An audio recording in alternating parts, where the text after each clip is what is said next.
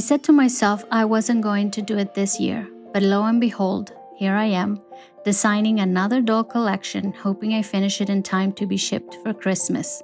The other day I woke up with the irresistible need to create another small collection of Christmas dolls. The irony isn't lost on me. Every summer I make the same declaration, and every November finds me sketching new faces and planning tiny wardrobes. If you're not versed in the world of natural doll making, you might not appreciate how bonkers a proposition this is. The timeline alone would make seasoned doll makers pause at the very least, but likely opt out altogether and concentrate on something more sane, like wrapping presents while listening to Bing Crosby.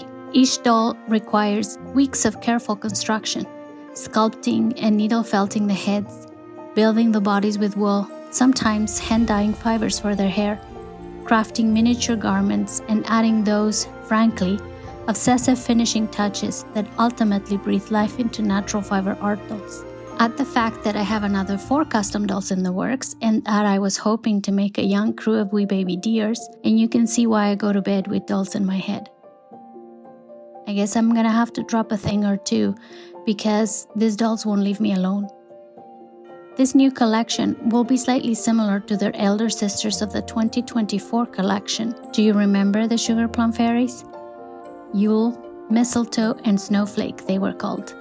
Their names still make me smile, each one chosen to capture not just the season, but the essence of each doll's character. The 3 of them were wrapped in pastel Christmas hues, giving a retro vibe that went very well with our now Portuguese home.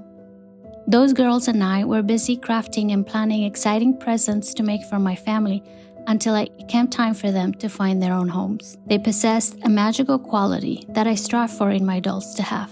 They become collaborators rather than mere creations, partners in the creative process, helping me make decisions along the way. This is, of course, not the first time I have created a Christmas-oriented doll collection. The tradition stretches back through years of Christmas inspiration, each collection building on the last while exploring new themes and techniques. If memory serves me well, the first Christmas collection I made was Sigrun, Freyja, and Matildis.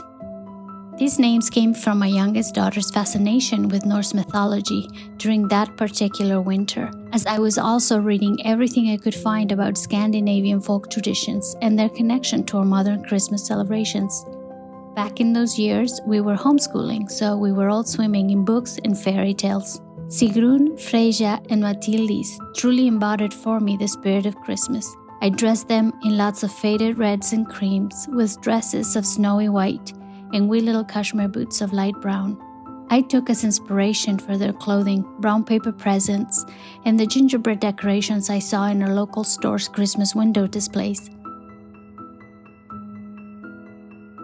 The sweetly scented garlands of dried orange slices that we used to decorate our tree with, along with the spicy cinnamon ornaments we make every year.